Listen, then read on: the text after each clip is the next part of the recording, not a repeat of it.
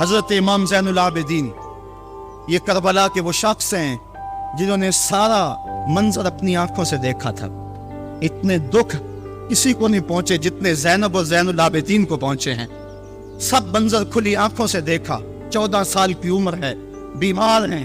تاریخ بتاتی ہے اس کے بعد ساری زندگی حضرت زین العابدین نے ٹھنڈا پانی نہیں پیا. جب پانی پینے لگتے تڑپنے لگتے, کہتے مجھے سکینہ کی پیاس یاد آتی ہے, مجھے علی اصغر کا تڑپنا یاد آتا ہے. ساری زندگی پھر ٹھنڈا پانی نہیں پیا. حضرت امام زین العابدین نے یہ سارا منظر کھلی آنکھوں کے ساتھ دیکھا تھا. اور پھر آپ نے دمشق کے بازاروں میں بھی اور کوفے کی گلیوں کے اندر بھی سروں کا یہ قافلہ اپنی قیادت کے اندر جو ہے وہ گزارا تھا. جب یزید کے دربار کے اندر حضرت امام زین العابدین پہنچے تو یزید نے پہلے تو جو ہے وہ دکھ کا اظہار کیا. بعض لوگ یہاں سے یزید کی بریت کا اعلان کرتے ہیں. یہاں کسی نے بڑی خوبصورت بات کہی کہ قاتل کی پشیمانی مقتول کی اہمیت کو تو بڑھا سکتی ہے لیکن اس کے دامن سے قتل کے داغ کو نہیں دھو سکتی. تو اس نے یہ سب کچھ کیا, یہ بس اس کے ٹسوے تھے جو وہ بہانے لگا. لیکن بعد میں اس نے حضرت امام حسین رضی اللہ تعالی عنہ کے دانتوں کے اوپر جو ہے وہ چھڑی مارنا شروع کر دی. تو حضرت ابو برزہ اسلمی صحابی رسول وہاں موجود تھے, وہ کھڑے ہو گئے, بدن کانپتا ہے ان کا. کہنے لگے ظالم ارفع قدیبہ کا, یہاں اپنی چھڑی ہٹا لے. میں نے اپنی ان آنکھوں سے دیکھا ہے کہ کان رسول اللہ صلی اللہ علیہ وسلم یلسمہ, حضور نے ان ہونٹوں کو خود چوما ہے. تو یہ کہہ کہ آپ دربار سے نکل گئے اور روتے تھے, آپ کے بدن پہ کپڑی بھی تاری تھی. بعد میں یزید نے کہا حضرت غلطی ہو گئی اور یہ میں نہیں چاہتا تھا, بتائیں آپ کی کوئی شرط ہو. تو آپ نے فرمایا میری 4 باتیں مان لو. ان 4 باتوں میں ایک بات یہ تھی کہ سر حسین اور سر شہیدہ ہمارے سپرد کر دو تاکہ ہم کربلا جا کے ان کی تدفین کر سکیں. دوسری یہ تھا کہ ہمیں مدینہ حفاظت سے پہنچا دو. تیسری شرط یہ تھی مجھے جو ہے وہ جمعے کا خطبہ دینے کی اجازت دو آج دمشق جامع مسجد کے اندر. چوتھی بات آپ نے یہ فرمائی کہ قاتلان حسین جو ہے وہ میرے سپرد کرو. اس نے کہا کون ہے قاتل حسین کا؟ لوگوں نے کہا خولی ہے. خولی نے کہا میں نے قتل نہیں کیا, یہ سنان بن انس نخی نے کیا ہے. سنان بن انس نخی کو کہا ہاں تو بتا. کہنے لگا میں قتل کیوں کرنا تھا, یہ تو شمر ذی الجوشن نے کیا ہے. شمر ذی الجوشن کو کہا تو بتا. کہنے لگا میں نے قتل نہیں کیا, میرا کون سا حسین نے کچھ بگاڑا تھا, قتل اس نے کیا ہے جس کی حکومت کو خطرہ تھا.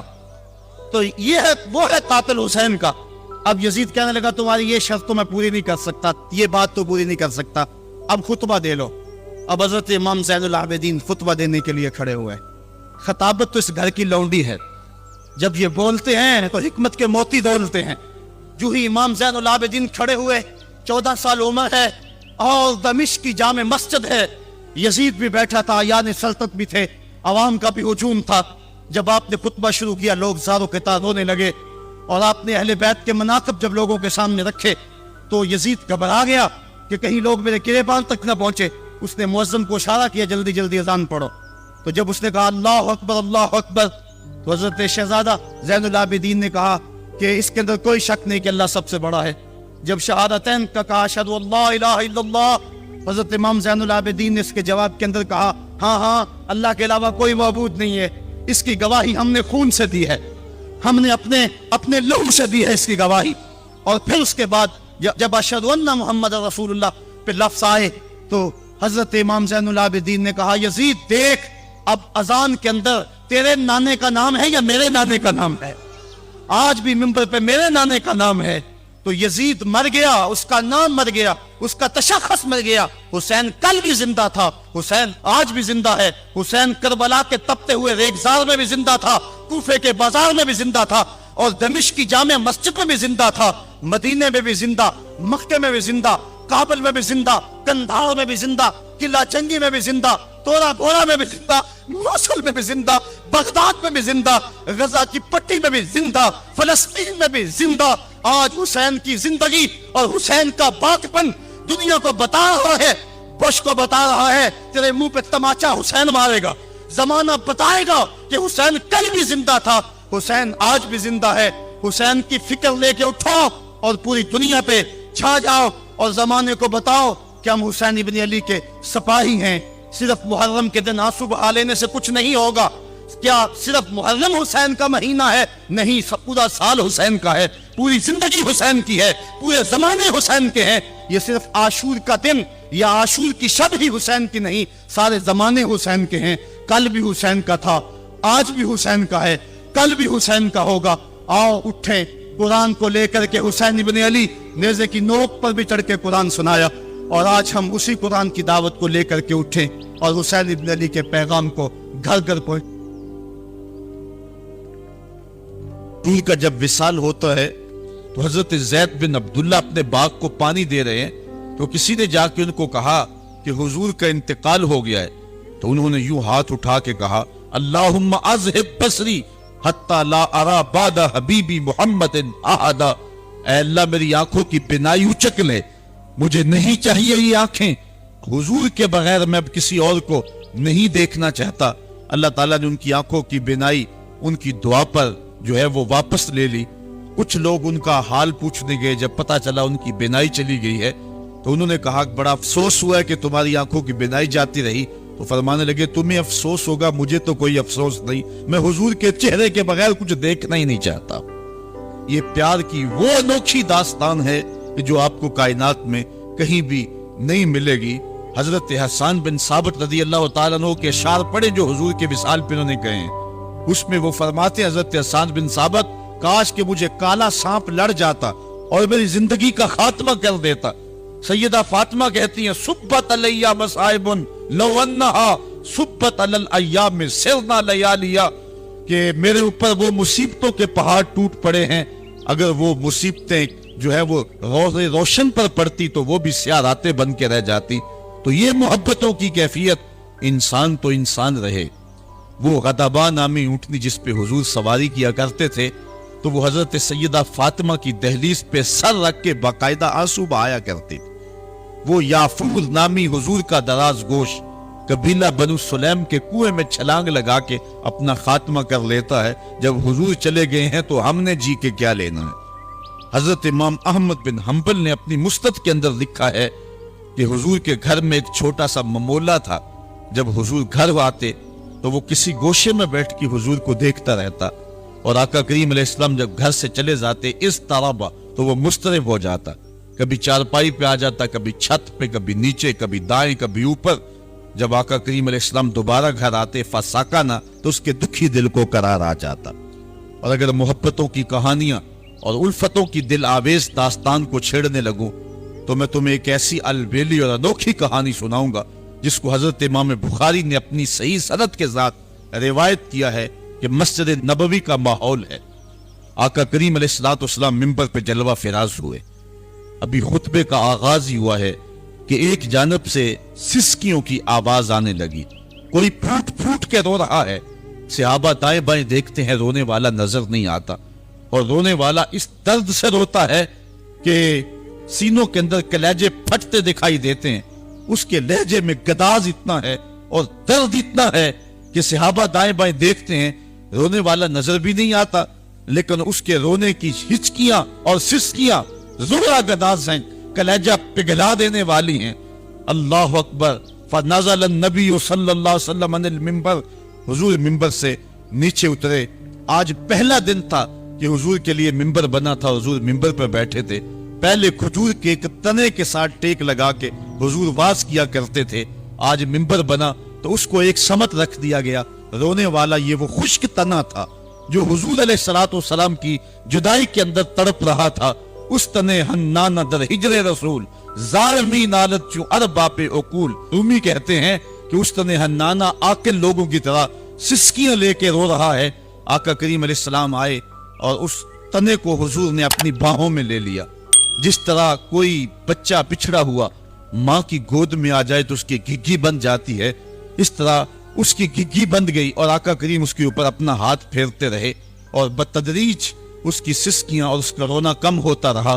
پھر تھوڑی دیر کے بعد آقا کریم دوبارہ منبر پہ آئے، صحابہ سے ارشاد فرمایا کہ اے میرے صحابہ، لو لم افعل ھکذا لھن الی یوم القیامہ، اگر میں منبر سے اتر کر کے اپنے عاشق زار کو یوں تسلی نہ دیتا، یہ قیامت تک روتا رہتا۔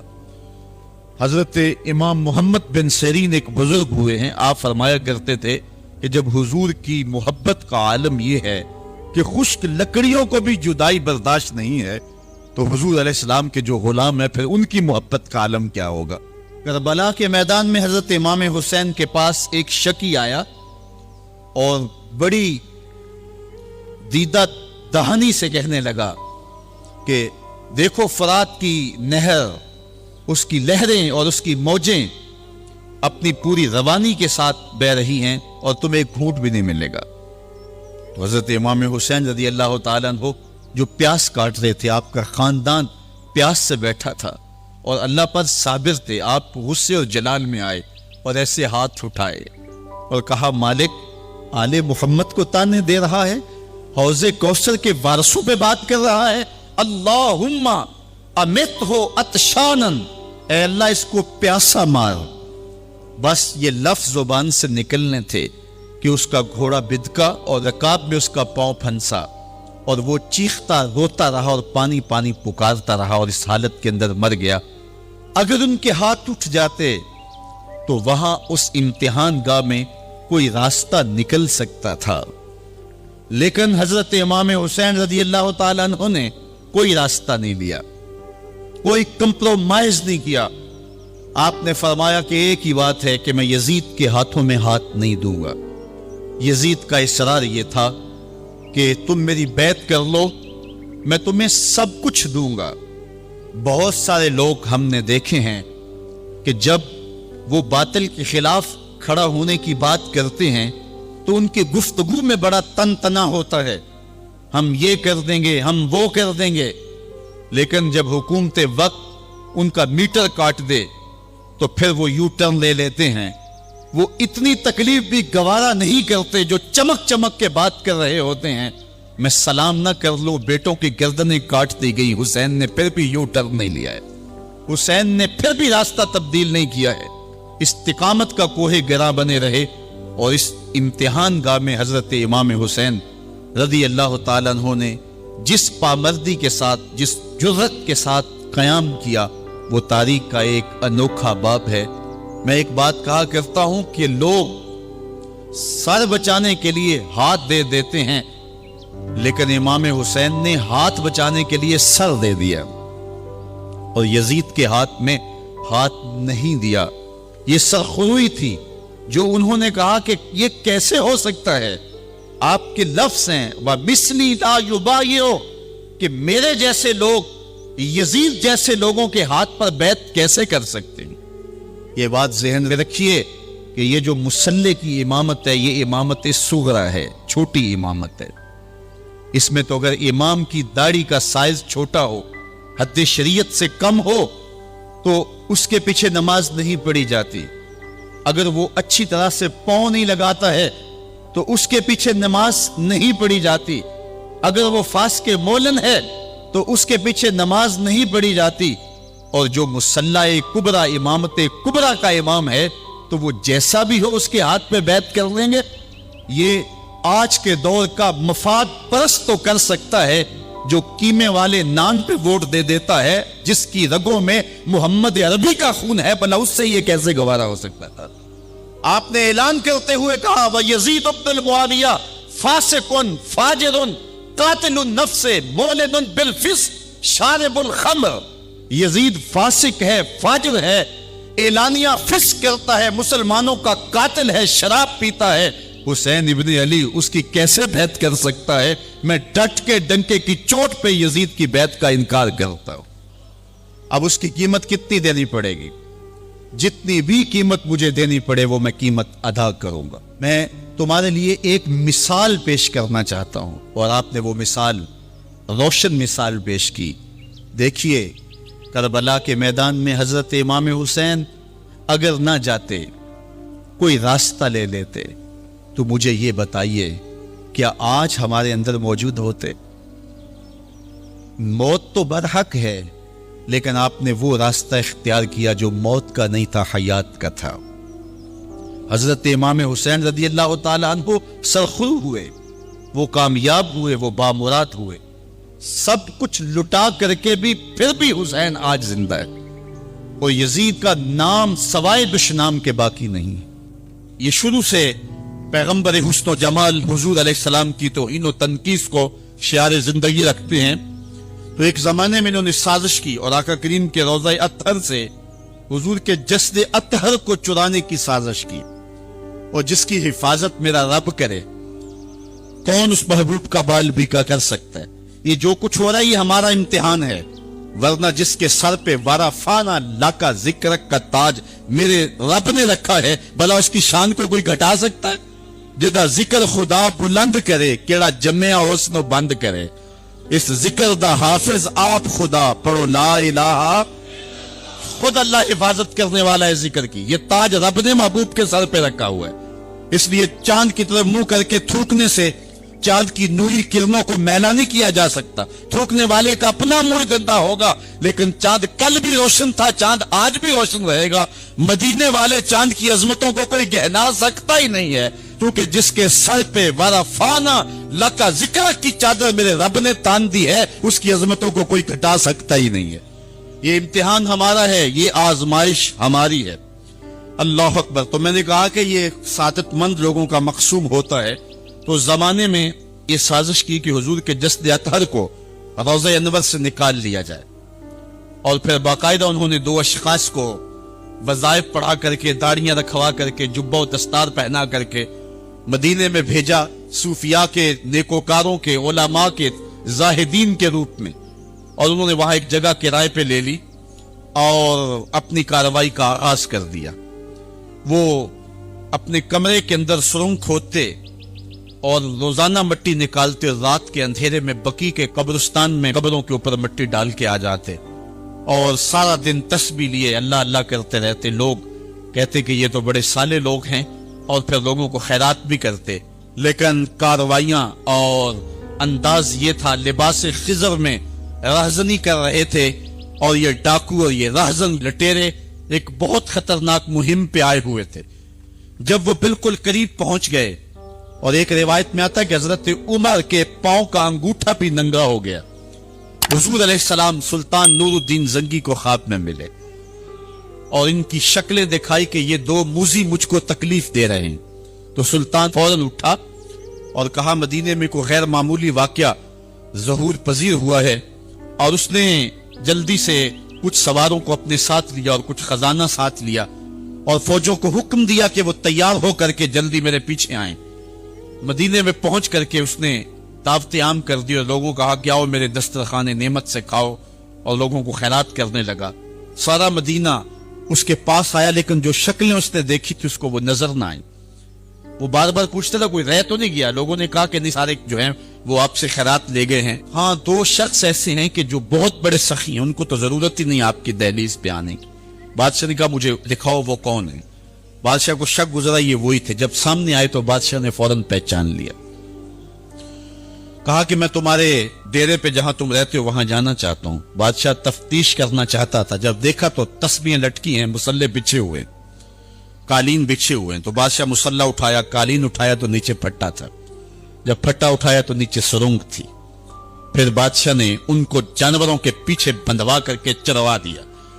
اور میں نے تاریخ میں پڑھا سلطان نور الدین زنگی مدینے کی گلیوں میں پھر اس کے بعد روتا پھرتا تھا اور اس کی آنکھوں میں آنسو تھے اور کہتا تھا یا رسول اللہ تمہاری مہربانی, تو یہ ڈیوٹی میرے ذمہ لگائی ہے ورنہ کائنات بھری پڑی تھی. یہ سعادت مندی میرا مقدر کہ اس نوکری کے لیے مجھے منتخب کیا ہے. ہمارے اسلاف, ہمارے بزرگ, اس دور کے شہنشاہ, اس دور کے بادشاہ اتنی جرأت اور اتنی عظیمت رکھا کرتے تھے.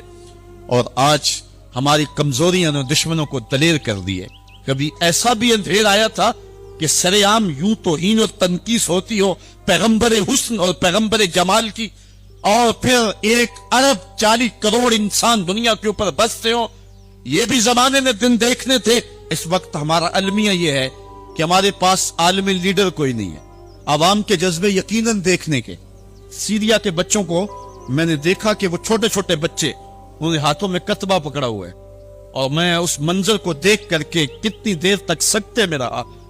اس کے اوپر لکھا ہوا تھا اقتلونا ولا تسبوا لنبینا, ہمارے ٹکڑے کر دو لیکن ہمارے نبی کو گالی نہ دو۔ ان بچوں کے درد کی کہانی کلیجے چیر رہی تھی۔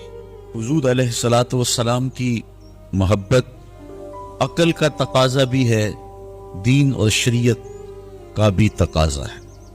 حضور کا جو فرمان نور آپ کے سامنے رکھا، اس میں حضور علیہ السلام نے ارشاد فرمایا، لا یؤمن احدکم حتی اکون احب الیہ، تم میں سے کوئی شخص اتنی دیر تک کامل مومن نہیں ہو سکتا جب تک میں اس کو محبوب نہ ہو جاؤں، من والدہ و والدہ والناس اجمعین، اس کے والد سے، ماں باپ سے، اس کی اولاد سے، یہاں تک کہ کائنات کے ہر شخص سے زیادہ جب تک میں محبوب نہ ہو جاؤں ایمان کی تکمیل نہیں ہو سکتی۔ حضرت سیدنا عمر رضی اللہ تعالیٰ عنہ نے بارگاہ رسالت مآب صلی اللہ علیہ وسلم میں عرض کی، لعنت یا رسول اللہ صلی اللہ علیہ وسلم احب الی من کل شیء الا نفسی، حضور آپ مجھے کائنات کی ہر شے سے زیادہ محبوب ہیں، لیکن میں جو اپنی کیفیت پا رہا ہوں وہ آپ کے سامنے رکھ رہا ہوں، مجھے اپنی جان سے زیادہ آپ محبوب نہیں ہیں۔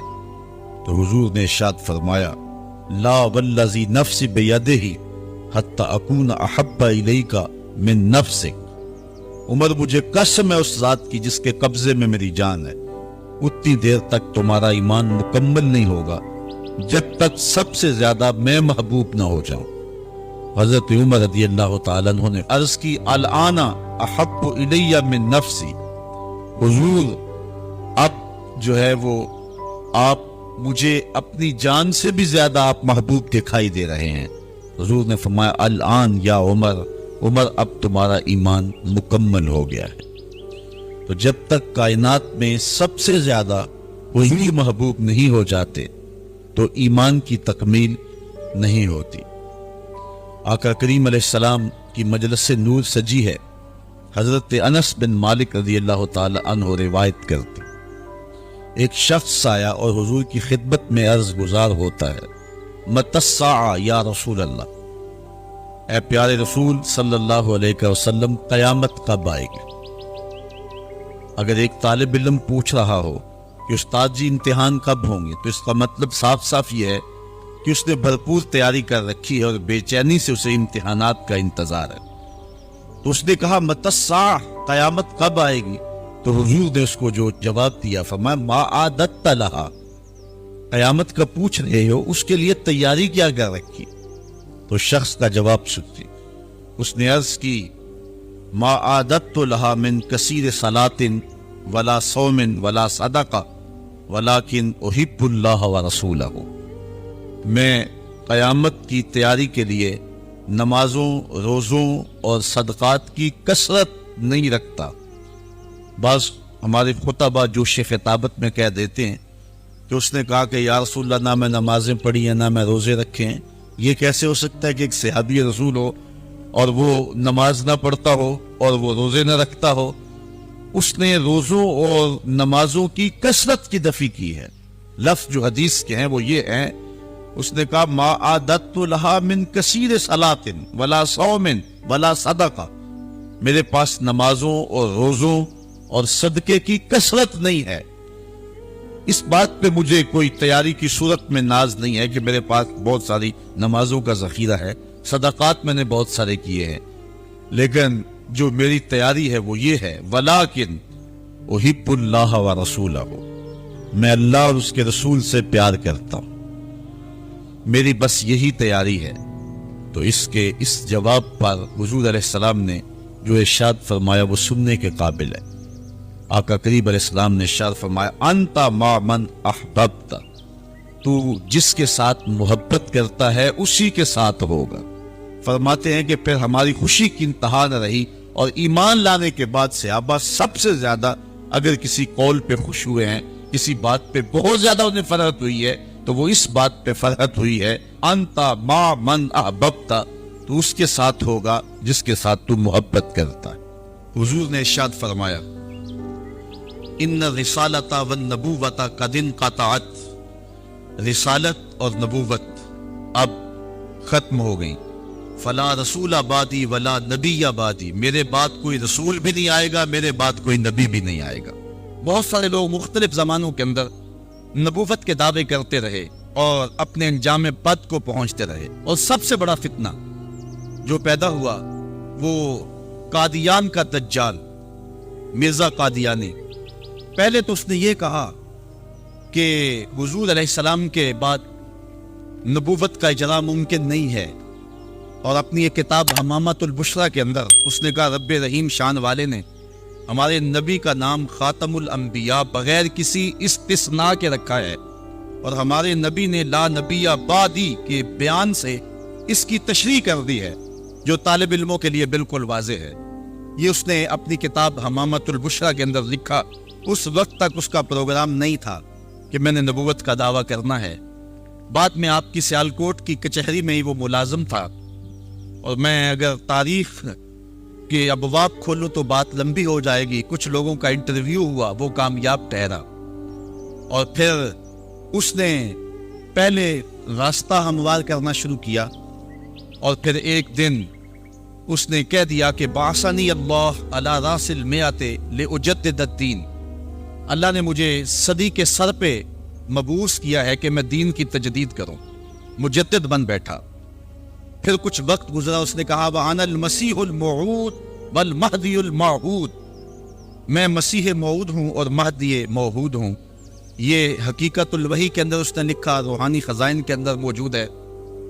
پھر ایک دن بدبخت نے کہا کہ منم مسیح زماں و منم کلیم خدا، منم محمد و احمد کے مجتبی باشد، استغفر اللہ لعنت اللہ علی الکاذبین. اس نے کہا میں ہی مسیح زماں ہوں، میں ہی کلیم خدا ہوں، اور معاذ اللہ استغفر اللہ میں ہی محمد ہوں، میں ہی احمد ہوں کہ جو مجتبی تھے. اور پھر بدبخت آگے بڑھا اور اس نے انبیاء کی توہین کی، ذات باری کی توحید کی، اور کہا بایعنی ربی، میرے رب نے میری بیعت کی ہے. معاذ اللہ استغفر اللہ. یہ روحانی خزائن کے صفحہ نمبر 227 پہ اس نے لکھا. اور پھر کہنے لگا میرے رب نے مجھے وحی کی ہے، انت منی بمنزلت اولادی، آپ میرے لیے میری اولاد کی جگہ ہیں. استغفر اللہ علی ذالک. پھر اس نے کہا ابن مریم کے ذکر کو چھوڑو، اس سے بہتر غلام احمد ہے. استغفر اللہ. پھر اس نے لفظ گھڑنے شروع کر دیے اور اللہ کی وحی اس کو قرار دینا شروع کر دیا. میرے پاس اتنا وقت نہیں ہے کہ اس کے حفوات اور اس کی بکواسات کو آپ کے سامنے رکھوں، لیکن جو اس نے وحی کے نام سے لوگوں تک پہنچایا وہ گالیاں تھی، وہ لغویات تھے، وہ الوہیت کی توہین پر مشتمل باتیں تھیں، انبیاء کی توہین تھی، صحابہ اور اہل بیت کی توہین تھی، اور تضادات پر مشتمل باتیں تھی. اور کیوں نہ ہو کہ یہ شخص ازلی بدبخت تھا، اور پھر اس نے یہاں تک کہا کہ جو میری بات کو نہیں مانتے اور مجھے تسلیم نہیں کرتے وہ جنگلوں کے سور اور کنجریوں کی اولاد ہیں. استغفر اللہ علی ذالک. اور مسلمانوں کو اپنی حمایت اور اپنی اطاعت کے لیے اس نے ابھارا. جو زر پرست لوگ تھے وہ اس کے پیچھے لگ گئے، چونکہ جن کے مفادات اور مرزا قادیانی کے مفادات سانجے تھے تو انہوں نے اس کے پیچھے لگنا ہی تھا. چونکہ مرزا قادیانی جو ہے یہ انگریز کا لگایا ہوا پودا ہے. مختلف ویب سائٹس پر اسلام کے نام پر مرزائی آج بھی سرگرم عمل ہیں. اللہ تعالیٰ جل شانہ نے ہمارے علماء کو یہ توفیق نصیب فرمائی کہ وہ پوری قوت کے ساتھ ان کے مقابلے کے اندر نکلے. پیر سید جماعت علی شاہ رحمۃ اللہ تعالی علیہ، آپ نے فرمایا ان قریب ذلیل ہو کے مرے گا. پھر جہاں مرا آپ کو پتا ہے، گندگی میں لتڑا ہوا تھا، تڑپتا ہوا مرا. اللہ تعالیٰ جل شانہ نے علماء کو طاقت دی، انہوں نے ناطقہ بند کر کے رکھ دیا. پھر جب پاکستان بنا تو سب سے زیادہ جن لوگوں نے مخالفت کی پاکستان کی وہ مرزائی تھے. پاکستان کے حق میں انہوں نے ووٹ نہیں دیا. آج بھی جو ربوے میں دفن ہوتے ہیں وہ امانتاً دفن ہوتے ہیں. ان کا عقیدہ ہے کہ پاکستان ٹوٹ جائے گا اور ہمیں اٹھا کر کے جو ہے وہ قادیان میں دفن کیا جائے گا. یہ وصیت کر کے وہاں دفن ہوتے ہیں. جب بھٹو کا دور آیا 74 کے اندر نشتر کالج کے کچھ طلبہ مری جا رہے تھے، ربوے سے گزرے تو مرزائی گنڈوں نے ان کو جو ہے وہ سب و شتم کیا اور ضرب و زود کیا، ان کو مارا، زخمی کر دیا۔ تو تحریک پھر دوسری بار جو ہے وہ مرزائیت کے خلاف اٹھ کھڑی ہوئی، جو کراچی سے خیبر تک پورے بانک پن کے ساتھ چلی۔ اللہ تعالیٰ رحمت نازل کرے علامہ نورانی کی قبر پہ، انہوں نے علماء کے دستخط کے ساتھ جو ہے وہ اسمبلی کے اندر درخواست جمع کروائی، مرزائیوں کو اقلیت قرار دینے کے لیے قرارداد پیش کی۔ اور پھر کیا ہوا، 3 مہینے کی مسلسل محنت، علامہ سارا دن اسمبلی کی کارروائی میں رہتے اور راتوں کو دور دراز علاقوں کا سفر کرتے اور جلسے کرتے اور ختم نبوت پر جو ہے وہ لوگوں کو ابھارتے۔ اور پھر مرزائیوں کو بھی بلایا گیا، صفائی کا موقع دیا گیا۔ پھر ایک وقت آ گیا کہ حکومت مجبور ہو گئی۔ مسٹر بھٹو علامہ نورانی سے کہنے لگے، نورانی صاحب یہ تو مدارس کے دارالافتاء کا مسئلہ ہے جو آپ اسمبلی میں لے آئے، یہ تو علماء کا کام ہے کہ کون کافر ہے اور کون مومن ہے، تو آپ اس کو اسمبلی کے فلور پہ لے آئے ہیں تو اس کو مدارس میں حل کرنا چاہیے تھا۔ تو حضرت علامہ نورانی نے جو جواب دیا وہ بڑا خوبصورت تھا۔ فرمانے لگے، بھٹو صاحب مجھے ایک بات بتا دیں، آپ منتخب وزیر اعظم ہیں، اگر آپ کے مقابلے میں کوئی کرسی بچھا کے بیٹھ جائے تو آپ اس کے بارے میں کیا رائے رکھتے ہیں؟ تو بھٹو کہنے لگا، یا وہ باغی ہے یا وہ پاگل ہے۔ تو کہا، بھٹو صاحب وزارت کی کرسی چھوٹی ہے، ختم نبوت کی کرسی بڑی ہے، اب جو کہتا ہے میں نبی ہوں ماننا پڑے گا، یا پاگل ہے یا باغی ہے۔ پھر وہ وقت آیا، 7 ستمبر کی شام تھی کہ اسمبلی کے فلور پر جدھر دیکھتے تھے نعرہ رسالت اور نعرہ توحید اور ختم نبوت زندہ باد کے نعرے ہی گونج رہے تھے۔